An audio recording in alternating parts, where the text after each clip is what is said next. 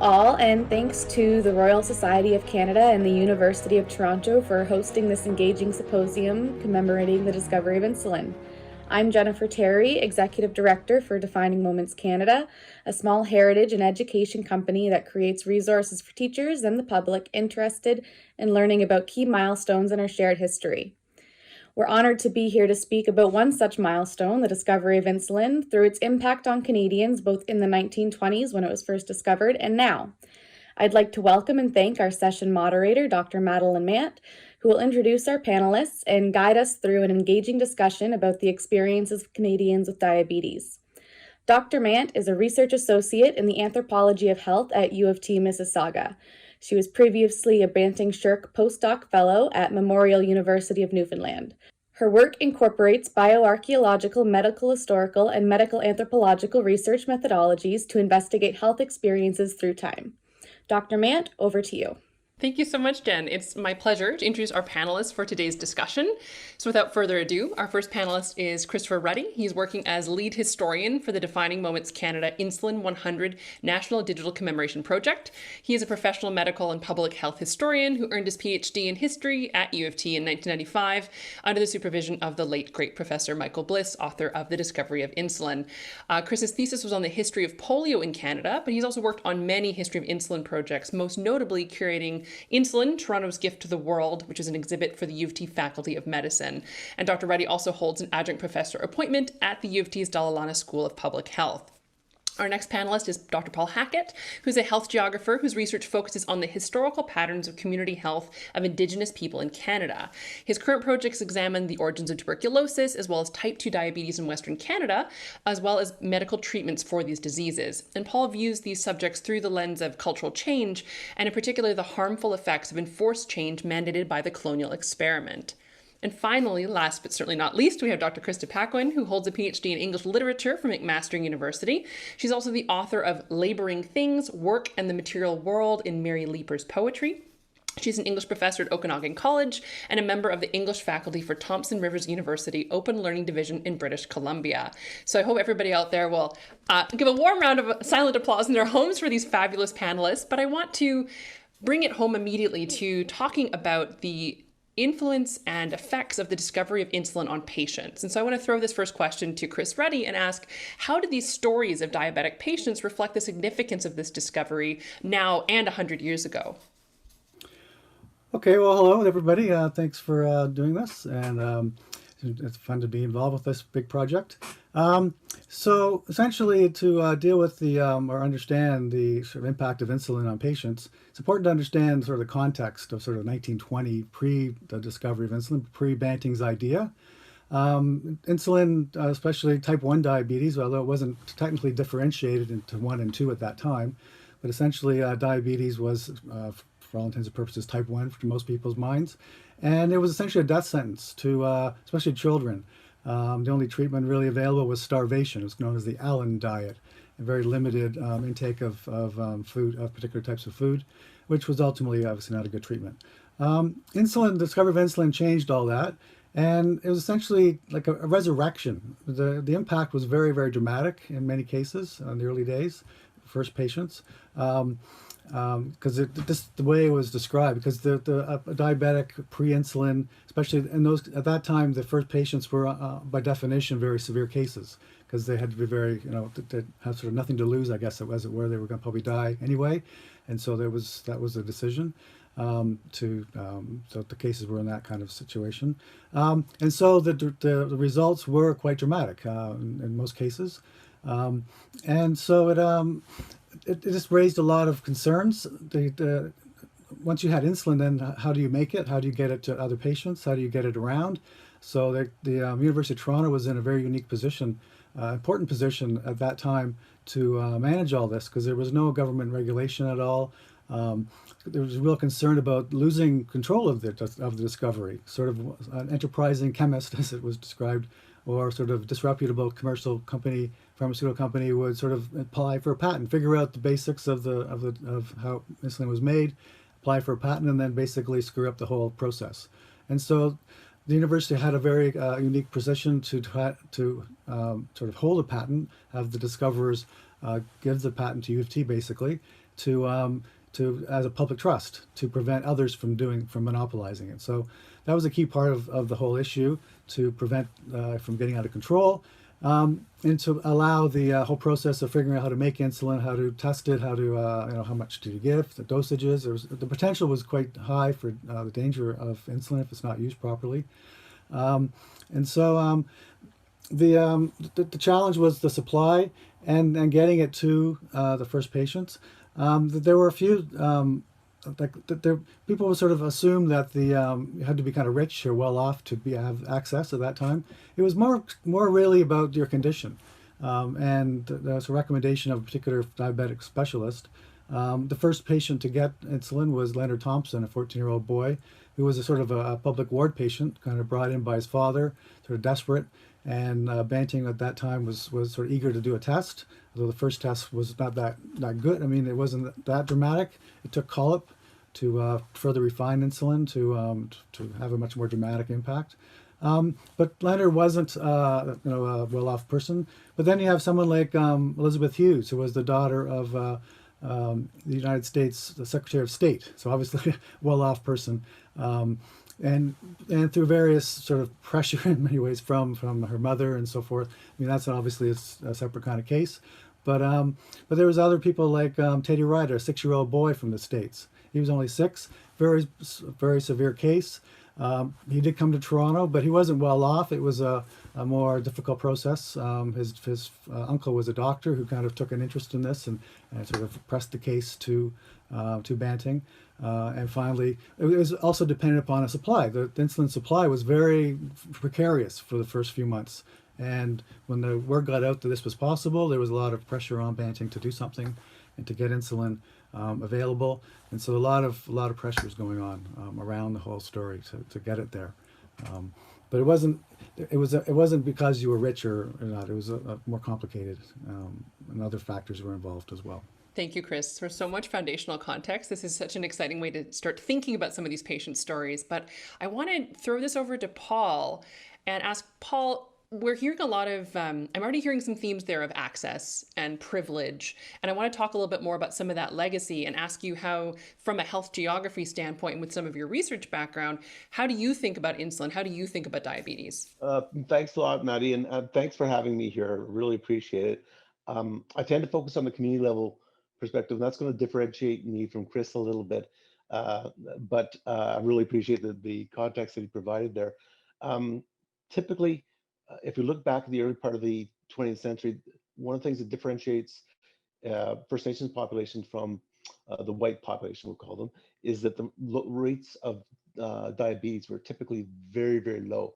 And in fact, in the 1930s, there's a famous survey that was done, and basically they found in Saskatchewan no diabetes type 1 or type 2 at that time. So it wasn't quite the same immediate impact, but over time, with culture change, with changes in diet, a more sedentary lifestyle, less activity, all those kinds of things, life on the reserve, diabetes became more and more significant in First Nations population. And as it did, obviously, insulin is one of the major tools in combating diabetes. One of the issues we have, though, is that access to healthcare is not always equal. As a geographer, I certainly know that, but as someone who studies Indigenous health, I very much know that access to healthcare, life-saving healthcare, is not equal. And then there are many communities in Canada who do not have the same benefit as people living in cities. So for access to both diagnosis and treatment of type 2 diabetes, type 1 diabetes, it isn't always consistent. It isn't always there for First Nations population.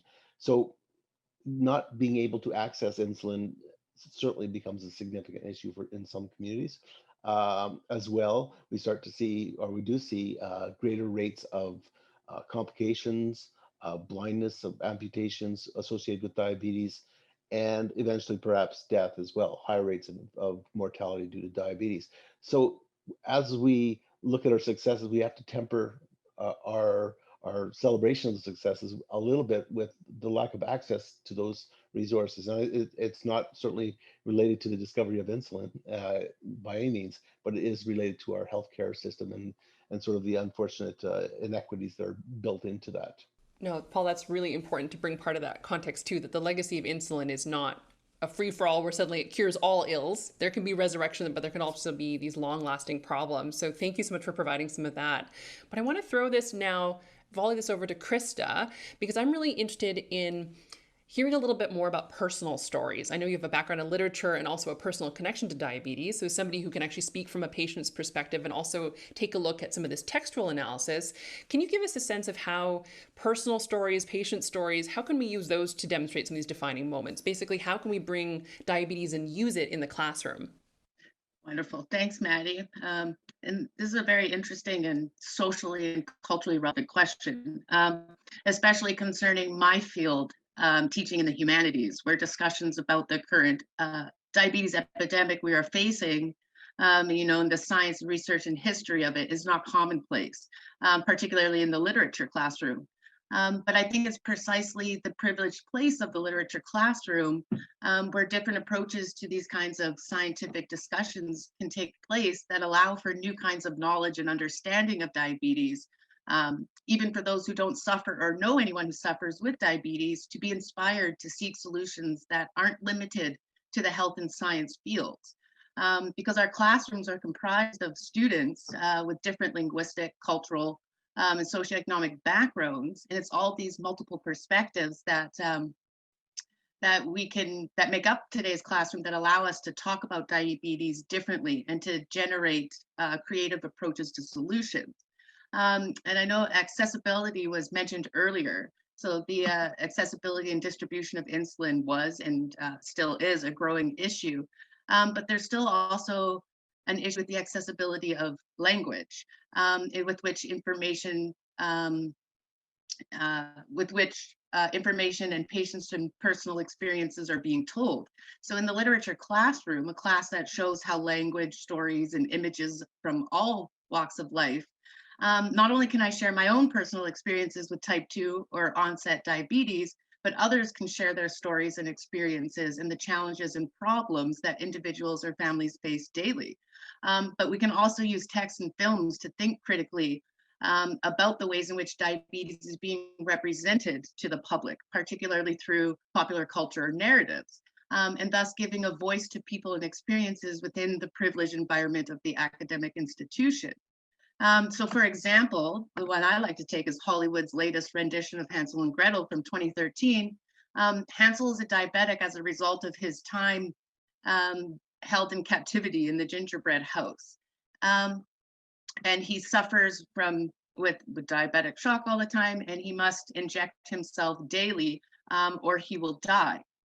So it's an interesting plot addition to the story, and it does provide a character for people with diabetes to relate to.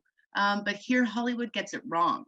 Hansel suffers from the sugar sickness because the witch forced him to eat too much candy when he was a child.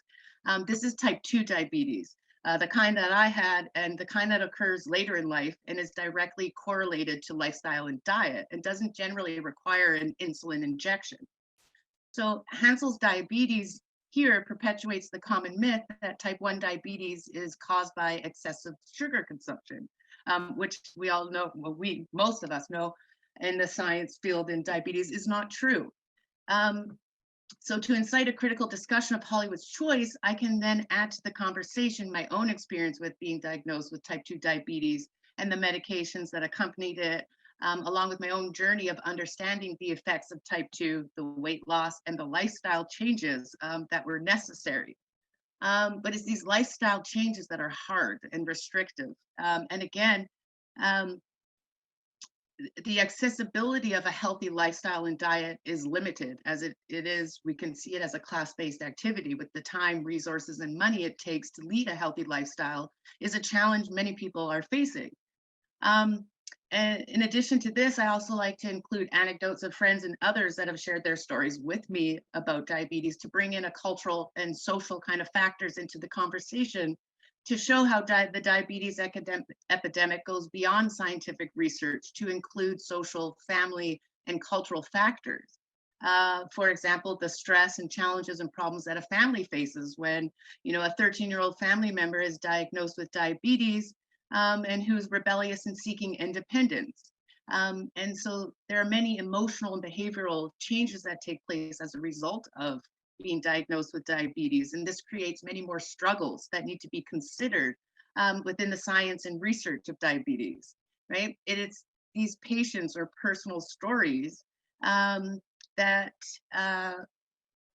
drives the need for further scientific research into diabetes. But it's also the scientific language of chemical compounds or medical procedures that's not an accessible language to all either. But in the literature classroom, it allows a space for which people's stories about the emotional, behavioral, and financial determinants is hopefully more of an accessible language that will allow people to hear and learn about diabetes, and perhaps can inspire a newfound curiosity about the diabetes epidemic and how one may get involved to find solutions. As there is a need for more public education about diabetes, as well as a need for more truthful representations of characters with diabetes in fiction and film for people to relate to and look up to. And perhaps the literature classroom is a place where ideas and solutions from all these different multiple perspectives can be born, because here we can learn that we can write stories about diabetes. We can create stories about characters with diabetes. We can create artwork to increase awareness about diabetes, or more importantly, inspire people to develop or build new social programs that can aid with our diabetes epidemic today. Thank you so much, Krista, for that. I wish we could talk about this all day, but there's so many ideas and fascinating themes that have already been brought up. But I can see themes of access coming up throughout our presenters' discussions today, themes of curiosity in terms of discovery and how we think about diabetes today, themes of privilege and lifestyle, themes of miracle cures. So we're hearing really a global story that has effects and gets embodied within individual bodies. So I'm really excited that today we've had a chance to bring these particular three voices today to help us acknowledge and amplify some voices of the past, as well as thinking about stories of individuals that are still dealing with diabetes today. This is certainly a goal of the Defining Moments Canada project. And so on that note, I do want to pass the mic back to Jennifer Terry, Executive Director of Defining Moments Canada, and say thank you so much for allowing me to be part of this wonderful discussion today. Thank you, Dr. Mant, and to all of our panelists. This has been a great discussion about the impact of insulin on patients and how we can use those patient perspectives to really understand the historical and scientific significance of that discovery, that uniquely Canadian and collaborative discovery. Defining Moments Canada really believes in different classroom approaches and trying to inspire positive action in students through stories of history and science and health, and providing multiple and cross-curricular entry points through stories and different topics. We're privileged to lead a national commemoration of the discovery of insulin beginning this year, supported by Heritage Canada and in collaboration with partners including the University of Toronto, Sanofi Pasteur Canada, Novo Nordisk Canada, Banting House National Historic Site and Diabetes Canada, and McMaster and Children and Youth University. Beginning earlier this fall and continuing through next year, we'll be rolling out historical and educational content on our website that demonstrates the impact of this incredible medical innovation through personal stories. You can follow the life of Dr. Frederick Banting through a story map, and students will use his story and work to determine what it means to be a groundbreaking scientist. Historical presentations and timelines focused on artifacts encourage curatorial thinking in the classroom and beyond. Further virtual exhibit spaces will explore the syndemic impact of diabetes on populations across the country and how insulin has served as a catalyst for a new generation of scientists and innovation in Canada. In addition to historical content, we're sharing articles and thoughts from Canadian and international scholars, including our speakers today, on syndemic issues, curatorial thinking, and the intersection of public health and public education. And of course, it's important to remember that we're still on a journey for a cure. We have better insulin, but nothing better than insulin. And we hope that this conversation will really help people to remember that. I encourage everyone to explore our website and to learn more about the discovery of insulin and the impact of diabetes in Canada. We're eager to expand our network of collaborators, so please don't hesitate to reach out.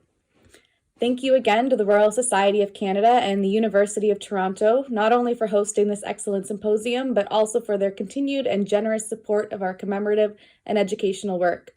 Thanks to Dr. Mant for moderating today, and Drs. Ruddy, Hackett, and Paquin for speaking to diabetes patient experiences in Canada and helping us demonstrate the significant impact of the discovery of insulin.